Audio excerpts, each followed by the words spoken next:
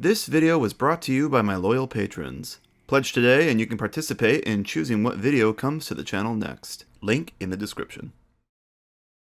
Whenever people reflect on Thomas the Tank Engine and friends, more often than not, this is what they remember. The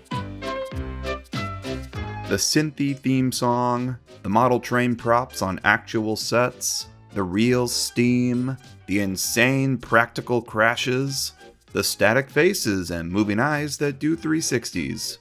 This classic era of the show is beloved by all, and it's where a lot of Thomas's charm came from. For 12 seasons, Thomas stayed true to the style. Until 2009. In 2009, Thomas entered the world of CGI. Gone were the Wonderland sets and props and practical effects, and with them went a lot of fans' interest in the series. I think the general consensus around CGI Thomas is that it's not as good as the old stuff, and that is valid, I think.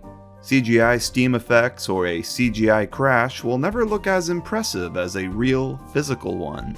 With the arrival of CGI also came a new writing style that just was not good.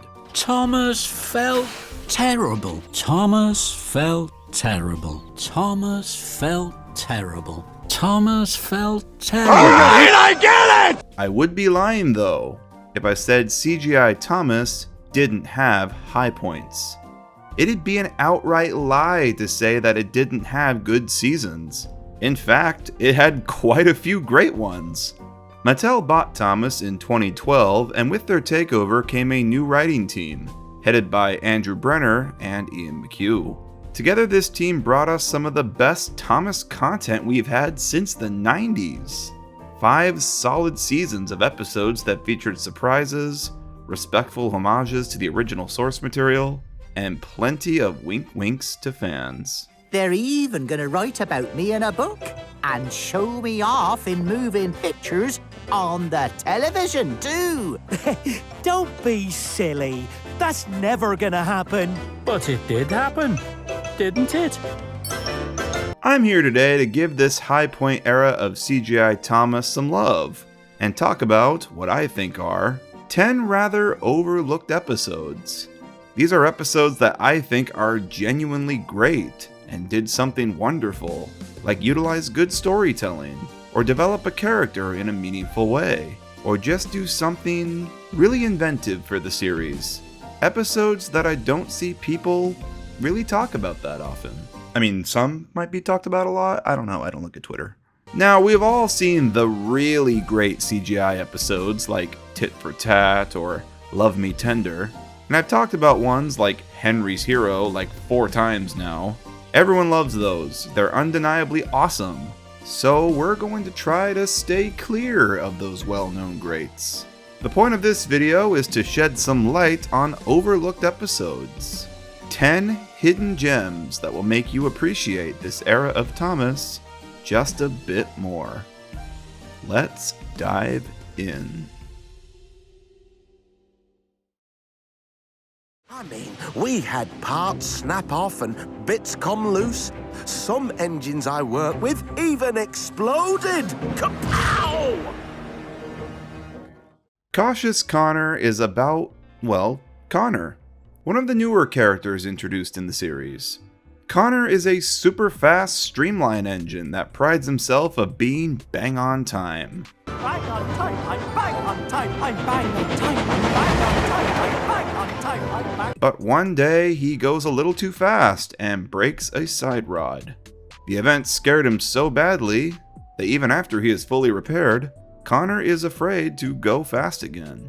He completely loses his self-confidence. And only after a very encouraging Rocky-esque pep talk from Steven does Connor get his confidence back. On paper, this sounds like a really simple episode, like a concept that has been done before, and it has, many times. But where this episode shines is with its characters. The entire cast of this one, barring Thomas of course, are all new characters, ones that old fans of the show are probably not that familiar with. Connor is one of those new characters that very clearly does not fit in with the show's environment. This is a giant American streamlined Hudson in neon blue colors in a quiet English countryside setting. He's garish and looks out of place and comes off as just another gimmick character for the sake of toys, which isn't untrue. But if there's anything that this era did well, it was that it actually developed its new characters, no matter how gimmicky in concept they were. Connor's fear is pretty understandable in this episode. It's an irrational fear, but it doesn't matter. It's like people who are afraid of flying or of heights. They can't help it. He's flawed, and you actually kind of feel bad for him, especially in how he vocalizes it. It was kind of scary. I mean, I heard a big bang and felt something snap. I also love this bit when Steven is taunting him. He has this moment where he gets mad and almost goes off on him, but then he stops himself. But you're not too fast for me anymore. I could race laps around you. You can tell Steven struck a nerve there. It's subtle, but it's character. By the end of this episode, Connor feels pretty well realized, like an actual character with flaws and desires, not just the new toy of the year. Steven too, wow. I think most of Steven's likability comes from his voice actor, Bob Golding. His pep talk is scarily inspiring, just by the way Golding delivers it. Then get out there and prove it! Go on! You can do it! You can be bang on time! Steven is the fictionalized version of Stephenson's rocket, a real engine. And he's such a fun character because all his wisdom and experience is drawn from the real-life engine's history. We had parts snap off and bits come loose. Some engines I work with even exploded! Kapow! These all actually happened. Pretty grim stuff, but Steven takes it all in stride. But did they give up? No! They picked themselves up, got their parts back together, and carried on racing. I love his enthusiasm, even at his old age. Cautious Connor is a great episode that showcases all new characters at their strongest. If you're one of the old fans that sticks their nose up at all the gimmicky new characters in the show, try giving this episode a watch. You may be delighted with what you find here. Did those engines you worked with really put themselves back together after they exploded? Don't be silly, Thomas. No! Oh, thank you, sir. I do my best. Then you won't mind picking up Annie and Caramel so you can carry more passengers. The rail car and the coaches features the most unlikely pairing I never expected to see in the show. Annie and Clarabelle, and Daisy. Wow. In this episode, Thomas is sent to work at the quarry for a few weeks, so Daisy returns to resume passenger services on his branch line. Daisy can carry passengers on her, so Annie and Clarabelle are not needed. But Daisy can't just let the two rest in peace. She has to insult them. Oh, are you two still here? How dull it must be for you. I can go anywhere I like, but you have to wait for an engine to come along. I never pull coaches. That's just rude. Rightfully, Annie and Clarabelle are angered by this. So when they finally get the chance to, they pull a prank on Daisy that goes a little too well. Everybody off! Everybody out! I need to speak to a professional. Daisy thinks something is wrong with her, and Annie and Clarabelle get stranded out on the line. All's well that ends well when Sir Topham Hatt figures out what happened and reprimands them all. It goes without saying that Daisy is a real standout in this episode. I don't think this is her first CGI appearance in an episode officially, but it was the first episode with her released to the masses back in 2016. And man, oh man, did she come back to the show swinging. Tracy Ann Oberman voiced Daisy, and she did such a great job bringing the character to life. I'm really happy they got Daisy her own special VA instead of having one of the main cast members take her on. It really helps separate her from the rest of the characters. I'm highly sprung, you see. Tip-top. and thoroughly modern. Annie and Clarabelle are the stars of this. For the first time, I think, ever, we see a more devious side to these two. A side I didn't know they had. This is yet another one of those wonderful episodes where it doesn't portray either of its mains as in the right. Annie and Clarabelle are just as wrong in this as Daisy is, and all get what's coming to them. In a simpler version of this episode, Daisy would outright be the antagonist, and Annie and Clarabelle would be the heroes that triumph over her at the end. But no, instead they play a mean trick that gets them in trouble too. It's such a nice breath of fresh air to see side characters like Annie and Clarabelle be in the spotlight. But it's also nice to see them, who are usually naggy and portrayed as being the voices of reason, be in the wrong for once. I never expected to see a scene of Sir Topham Hatt telling off Annie and Clarabelle of all characters. Everyone is flawed and awful to each other. I love it. Thomas is at its best when everyone is unapologetically savage. The petty rivalry between these three is not a one-time thing either. It's continual, touched on in other episodes following this one. In a later episode, The Way She Does It, Daisy is gloating about something, and it cuts to Annie and Clarabelle just rolling their eyes at her. I am picking up a group of entertainers and taking them to Harwick to put on a show. Ooh. Solid continuity there. I recommend this episode particularly because its mere concept is pretty mind-blowing to me. This whole rivalry came to be because of a single line of dialogue all the way back in Daisy's introductory story. "This is better," said Daisy, "but whatever is that rubbish?" The rubbish turned out to be Annie, Clarabelle, and Henrietta, who were most offended. "We won't stay here to be insulted," they fumed. Never again did Daisy and Annie and Clarabelle interact again after this. She just insulted them once this one time, and that was it. Writer of this episode, Davey Moore, took this one line and wrote a whole script out of it. That's just so inventive and clever to me, and now it's a solid character rivalry that they can play with in later episodes if they'd chosen to.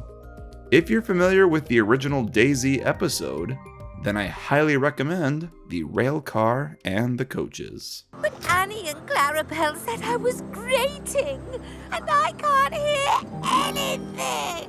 So, that means... I must have a problem with my hearing as well. I'm off to the diesel works to find me fitter. Right then, let's see if you can keep up with me. Ready? Steady? Okay, this is the third episode in a row from Season 20. I know. It should be no shock that Season 20 is going to get a lot of love in this video since it's, like, the best one. But I will look at other seasons, I promise. Over the Hill is about Stephen and Glyn. Glyn, the vertical boiler dubbed Coffee Pot Engine, has been recently restored and relocated to the Earl's Railway Museum at Ulstead Castle, alongside Stephen. Both engines are extremely old and have historic value. Stephen, holding the honor of being the first steam engine ever built, is crestfallen when all attention is turned to the newcomer.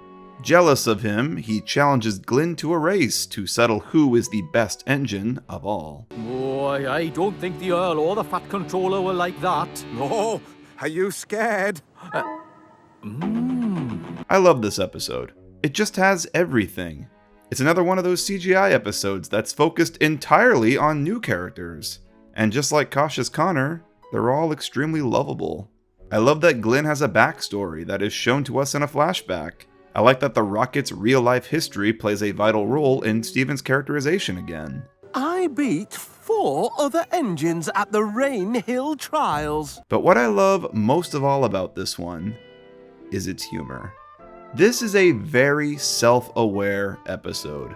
A race between two ancient engines is ridiculous in concept, and they play it to the full extreme. I love how the first act builds up all this tension between the two characters, leading up to this big race, only for it to start and completely subvert the audience's expectations.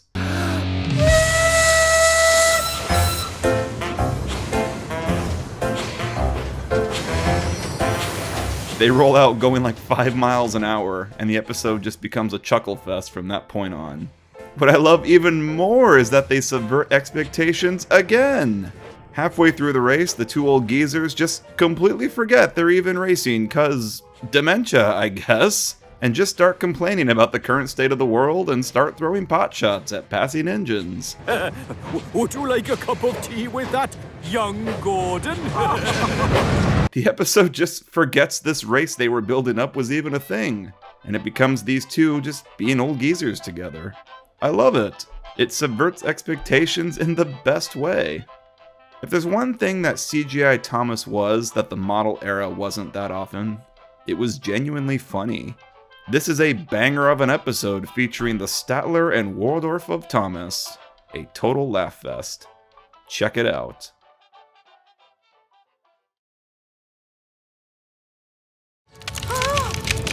Terrence! Go back!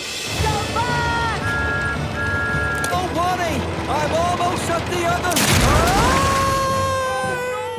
An episode in the 21st season that is a sequel to an episode in the first season. Only 20 seasons apart. Did we really need this? Well, let's talk about it. This episode is about Thomas and Terrence, and is infamously Terrence's big return to the series after a, 10 season hiatus? Can't believe they even brought him back. Terrence is helping men cut Christmas trees down in the fields besides the railway. Thomas collects the trees and takes them to the big station. They often catch up, and Terrence reflects on the time he saved Thomas from a snowdrift, complete with a CGI recreation of the episode from season 1. I don't need that heavy, uncomfortable plough. Snow is silly, soft stuff. It won't stop me. Cinders and ashes.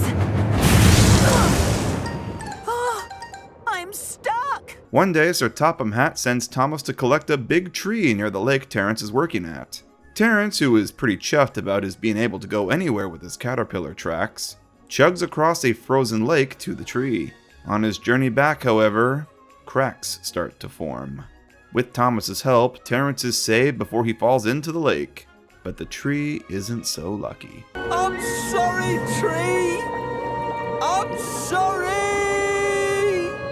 This is admittedly a pretty simple episode, but what I think makes it so great is its heart. It's a sequel to a, at the time, 33-year-old episode, but it works because, well, have we ever seen Thomas and Terrence interact after that? Barely. I like how it acknowledges the past events, and it stays totally true to them. The canon isn't changed. I also like how it squares both characters out. In the past episode, Thomas was the hothead and Terrence rescued him. Now Terrence is the one that got overconceited, and Thomas rescued him.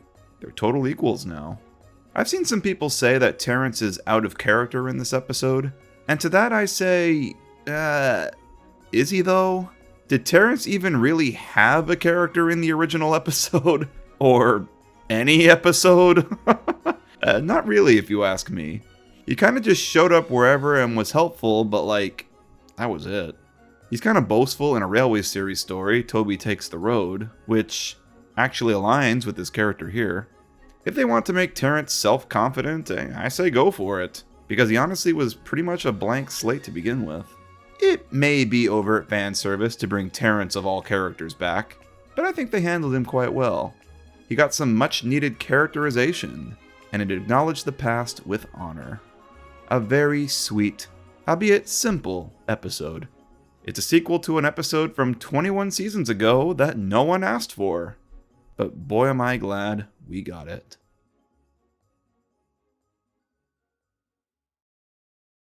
Why is everyone getting on the wrong trains today? It's your new public address system, sir.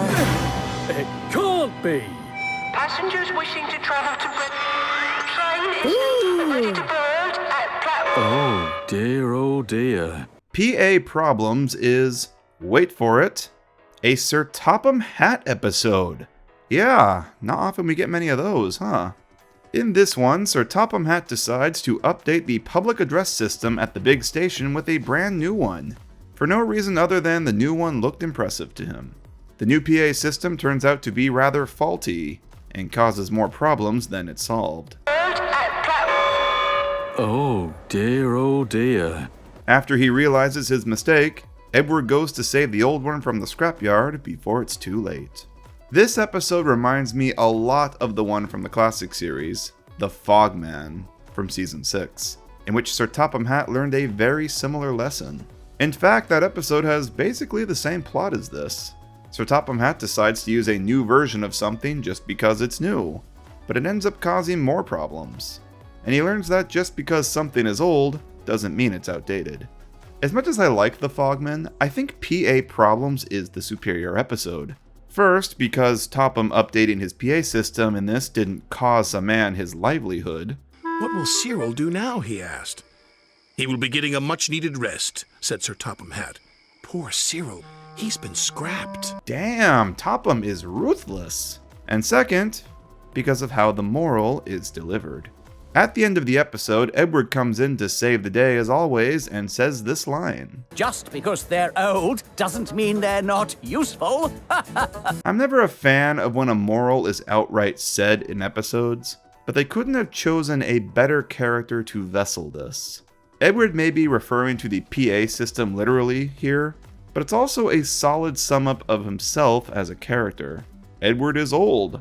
That's like the main thing he's known for. But time and time again, he has proven he is just as capable as any other engine. A great use of his character in CGI, if you ask me. What's so funny about this is that this episode, with this moral, is placed in Season 21, right before the Big World Big Adventures reboot, where they changed everything in the show to be flashier and faster paced, and also got rid of Edward. How awfully ironic, huh? Edward is basically written out of the show at the end of this season in the episode A Shed for Edward, which was written by Lee Pressman, who also wrote this episode. I wonder if this scene was supposed to be like a subtle knock, or maybe foreshadowing? Who knows? I think the moral here is really solid and well delivered. Overall, a very entertaining episode, where the character who learns the lesson is Sir Topham Hatt himself. A rarity indeed. It also has this scene of Reg the Crane rocking out to music, which is just so endearing. Way to make a pretty nothing character likable, huh?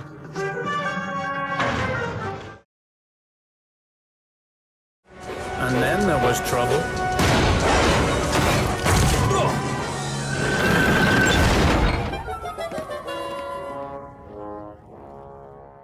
Luke's new friend is an entirely narrow gauge focused episode. Now that is a real rarity in the CGI series. Yeah, there's no Thomas in this one, or any standard gauge engines. Paxton has like a 2-second cameo, but that's it. It's all narrow gauge.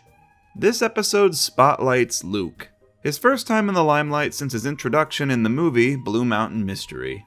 At the end of another busy day, Luke stumbles across a lost fawn that found its way into the quarry. He tries to befriend it, and when it starts to take a liking to him, Luke decides to keep it as a pet. This, of course, does not work out, and Luke has to learn the hard way that a loud industrial quarry is no place for a deer. This episode has a ton of heart, and that's why it works so well for me.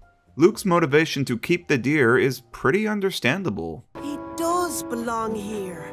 It just takes a little while to fit in. That's all. He'll soon get used to it, just like I did. He sees himself in it, looking back on the events of Blue Mountain Mystery where he ran and hid all the time because he was scared. That's a really introspective motivation, I think. Much better than just, I want to keep it because it's cute. I also love how the other engines, even though they clearly don't agree with Luke's decision, all still try to help him out. They work quietly not to scare the deer, but of course it doesn't work. And it's obvious that it wouldn't work, but the fact they tried at all, despite the reality of the situation, shows how much of a family unit this narrow gauge clan is. Eventually, Luke has to take the deer away and heads off to Ulfstead Castle, where the fawn reunites with its mother, and Luke has to learn to say goodbye.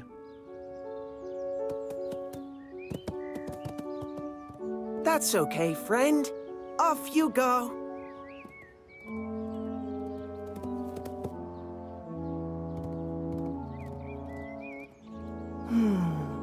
I really love this scene. There's no narration, it's just a nice, quiet moment where the two share a last look at each other. I love this little detail here too, Luke's driver giving him a pat on his cab to comfort him. That's adorable. This is a ridiculously sweet episode. Everyone cares about each other, even the nameless mute engine crew. It's heartwarming. It's the type of episode that ends with you having a warm, fuzzy feeling inside of you. A feel-good episode focused on a rather obscure cast of characters in an era that didn't really give them that much love. Check it out.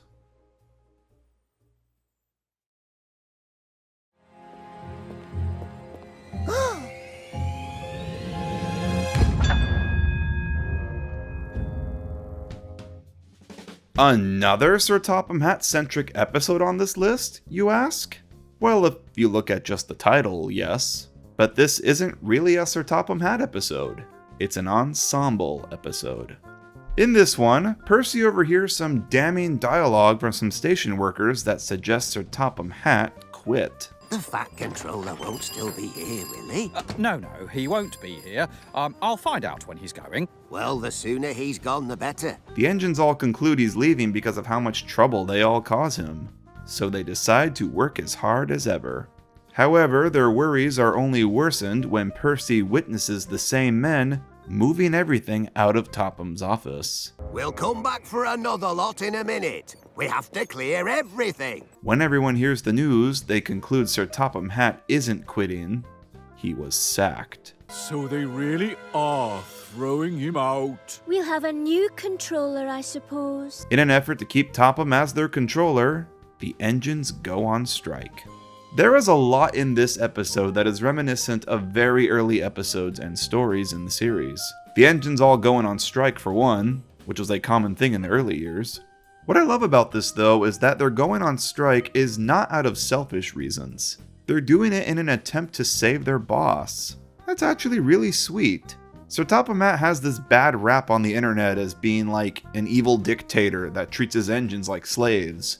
And this episode is an excellent counter to that. No, he's a father figure, and the engines in fact all love him and will stand up for him when he's being threatened. Hell, even Diesel puts on a happy face to please him. Sir Topham Hatt being sacked is, of course, just a misunderstanding. At the end of the episode, it's revealed only his office was being redecorated, which is actually a hilarious in-joke because this episode is right at the end of season 19. Following this season is the movie Sodor's Legend of the Lost Treasure, where... Yeah, so much for that new office. The engines totally misunderstanding the situation makes them actually quite naive, and I really love that. This is something so true to the books. The engines are not, like, idiots per se, more so just ignorant to human concepts. They're machines. They don't have the same knowledge and experiences of the world that people do. Here's some examples. Thomas not understanding how fishing works and wants to do it himself. I want to fish. But they all had the same answer. Engines don't go fishing. Bert not understanding how books work. We've got visitors today, said his driver. One takes moving pictures, and the other writes books. I don't want to be a moving picture in a book, protested Bert. I want to stay as I am. Or Percy thinking a scarf will somehow warm his funnel. My funnel's cold, he puffed. I want a scarf. In this episode, they don't understand the concept of an office redecoration. So to them, it looks like Sir Topham is leaving. Andrew Brenner wrote this episode, and he proves here that he has a good understanding of the characters' perspectives within their own universe. Overall, I think this is an incredibly sweet episode. One that feels true to the spirit of the books, and one where all the main characters, despite their differences, come together and join forces to help a greater cause. There are very few things that will make snobs like Gordon see eye to eye with the likes of Thomas and Percy, and one of those few things is their undeniable loyalty to Sir Topham Hatt, the man who keeps them all in steam. I love ensemble stories, and this is, in my opinion, one of the best ones.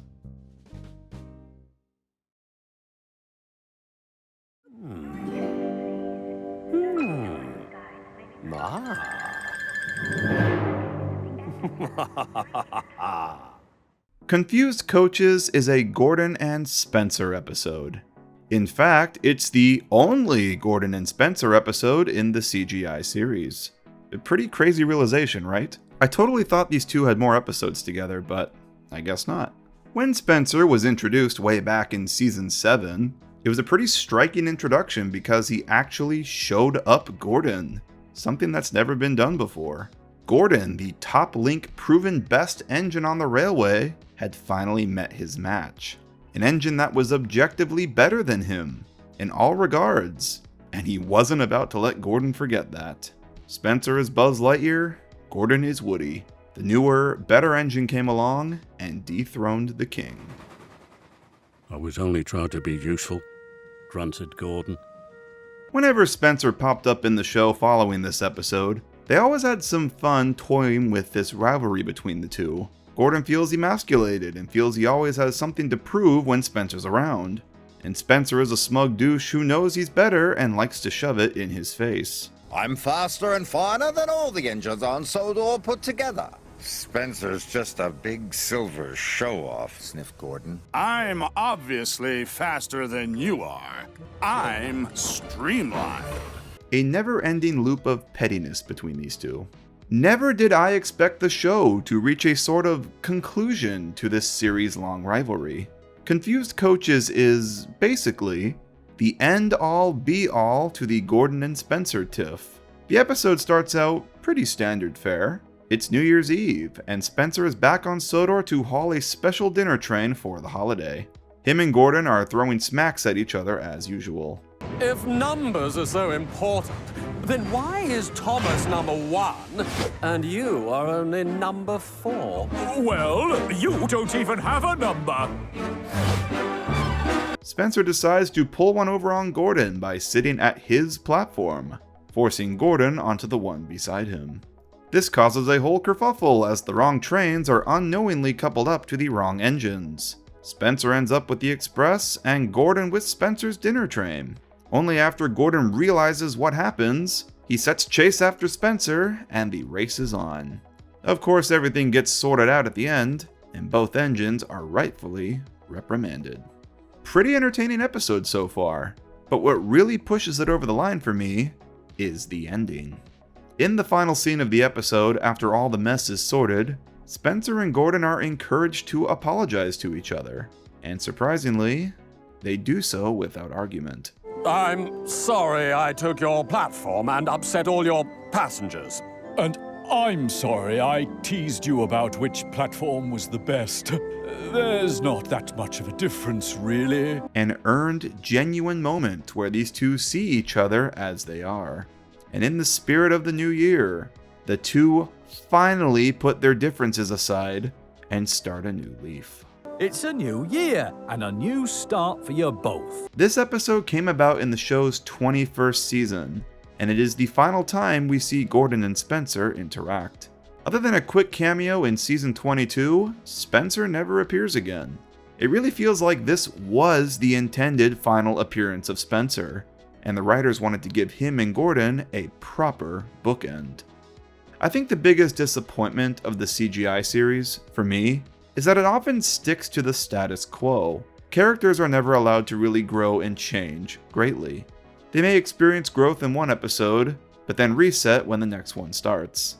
Confused Coaches, however, is a noteworthy episode in my opinion, because it is a rare example of characters growing and changing and putting rivalries to rest permanently. At long last, Gordon and Spencer are finally friends. If you are a big Gordon or Spencer fan, I highly recommend giving this one a watch.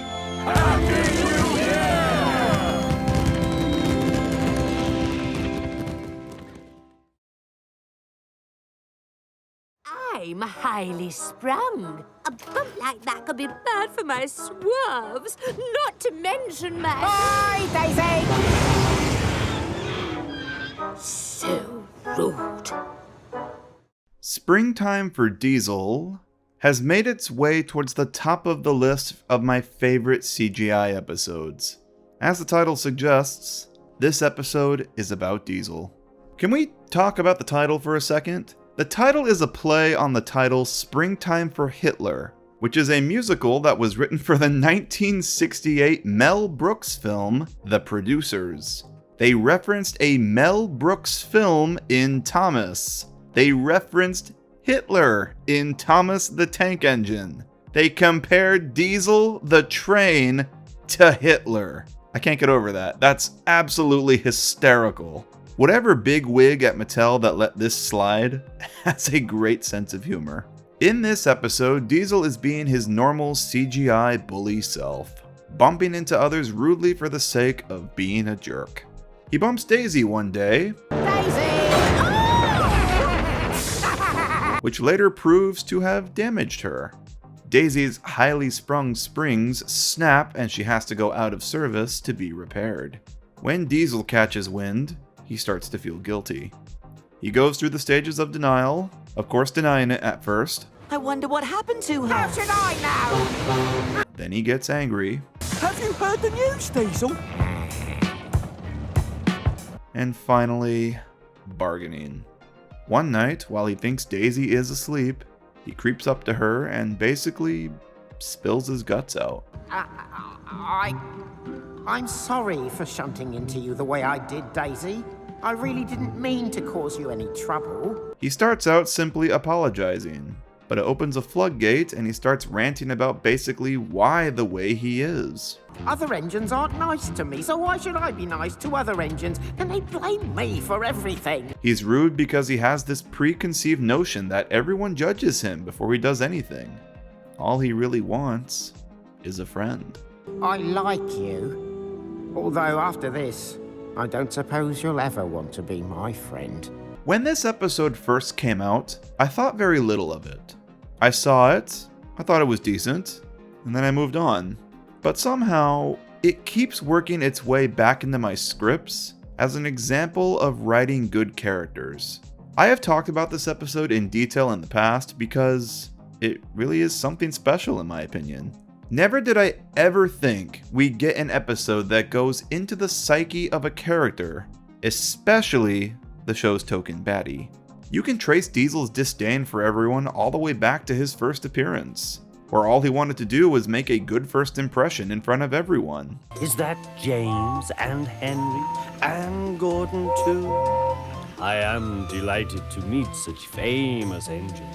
His ego got in the way, and a prank from Duck caused him to make a fool of himself, and it's all been downhill ever since, ultimately because of his bad decision making as a result of this.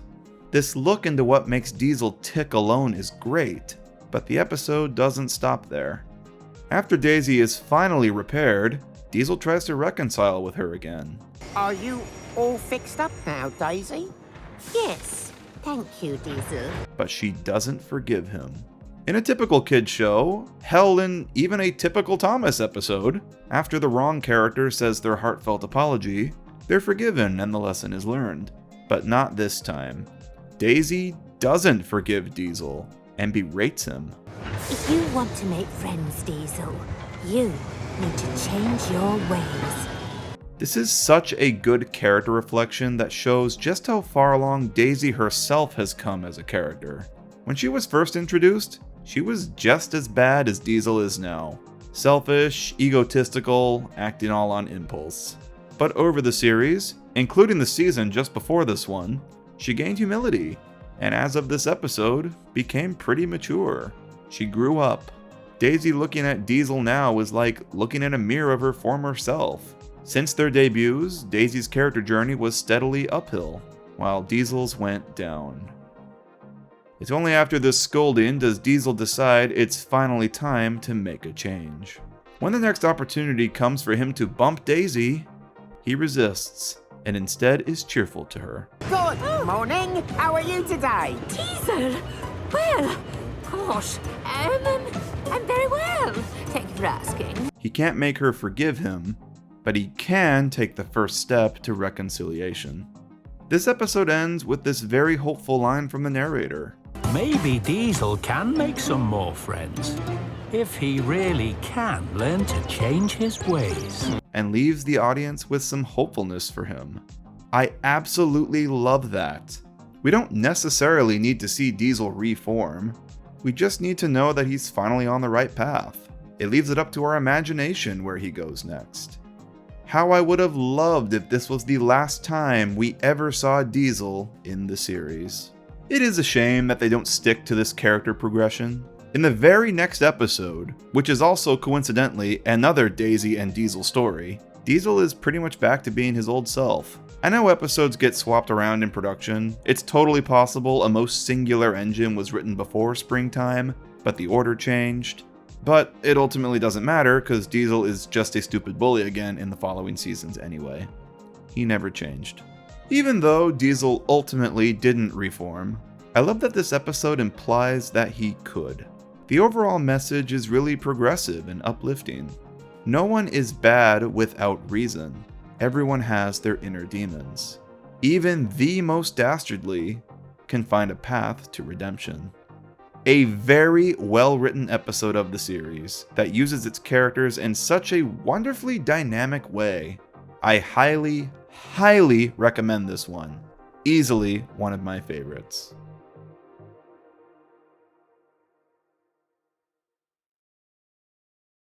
There are a lot of things that are inconsistent in the CGI series, but one of the most inconsistent things is Thomas himself. The CGI series tends to want its cake and eat it too with him. Sometimes they want Thomas to be the cheeky, pricky, egotistical self he was in the early books and episodes, but then sometimes they want him to be the voice of reason and be mature. He tends to fluctuate depending on whatever the needs of a particular episode are, and it leaves me wondering ultimately what type of character Thomas is supposed to be in the CGI series. There is one certainty though. The episodes that focus on Thomas on his branch line are always consistent. These are the stories where it's very clear what kind of character Thomas is. Mature and self-reliant, but also a little playful. I think these episodes tend to work really well because of the established cast in this part of Sodor that he always bounces off of. Like Birdie, for instance. Why are you crying, Thomas? Have you lost another race? It's not me crying, Bertie.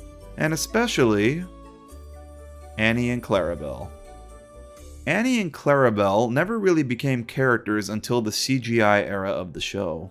Before, they were basically just NPCs that Thomas always pulled around. Random coaches with stickers for eyes. And it was pretty easy to forget they were even alive to begin with. With CGI and moving faces and all, it's a little harder to ignore, so they kinda have to make them speak and interact with Thomas. And thank God they did. Ever since Annie and Clarabelle spoke for the first time with their own voices in Blue Mountain Mystery, they've been constants connected to Thomas. And it was this episode from season 18 where they totally and finally solidified this trio as an inseparable unit. Let's dive in. The episode starts out just showing what Thomas and Annie and Clarabelle's relationship is like. Annie and Clarabelle are always nagging him. He's doing it again, Clarabelle. I agree, Annie. He's going dreadfully fast. And Thomas always tries to push the boundaries with them. They banter and argue a lot, but they do all clearly love each other, even if sometimes they don't really show it. Things get a little shaken up one day when Thomas has to leave Annie and Clarabelle in the yard in a hurry to deliver trucks. While they're in the yard, Charlie gets the two mixed up with Caitlin the Streamliner's train, and they get coupled up to her. Now, don't go too fast, Thomas. Oh, Thomas? You're over there! Annie and Clarabelle are suddenly awoken from their nap to find themselves being taken on the ride of their lives. Thomas witnesses this and sets chase after them. It's now a race across the island of Sodor for Thomas to stop Caitlin before she heads off into the mainland with his precious coaches. Right away, this episode impresses me with how it tackles its concept. Somehow, this is an idea that they've never done before. Annie and Clarabelle being coupled up to a high-speed express train. It's a gimmicky concept, but somehow the episode never feels like it's stepping out of the realms of realism. It somehow just works. And I'll tell you why this works. Thomas is why this episode works. Thomas sees his coaches being put in danger, and without a second thought, without any hesitation whatsoever, he hauls ass after them. He doesn't care he's jaunting out onto the main line where he could be hit by an oncoming train. He doesn't care that he might not have enough water. He doesn't care that he has to race to the complete other side of the island at full speed. All that matters to him here are that his coaches, the two people he cares about more than anything in the world, are in danger and they need his help. Annie! Clarabelle! It's like his primal mama bear instincts just like flicked on and he was all in. If Annie and Clarabelle were coupled up to this train and say had an entire adventure of their own and then came back to the yard before Thomas returned, this episode would not hit as hard. It's the emotion that comes from Thomas's chase after them that makes this such an exciting watch. Once again, all the main characters featured here are dynamic and have an arc. It's another one of the glorious episodes where no one on each side of the conflict are either right or wrong.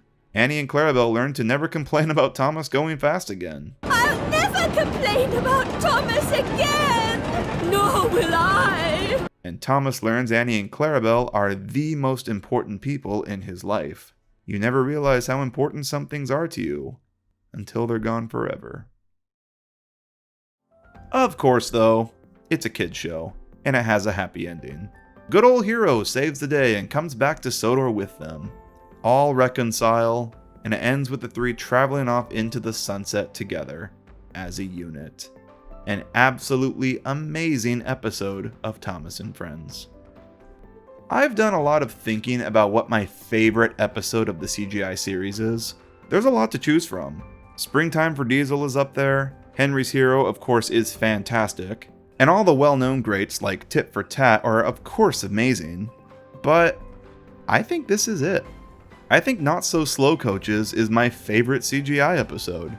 Thomas, Annie, and Clarabelle are like the most iconic core members of the show. They're the only ones that appear in every single intro. And here is a wonderful, heartwarming episode that really showcases just what each one of them are all about and what they mean to each other. This is a silly talking train show for kids, but goddamn, does it sometimes almost bring a tear to my eye.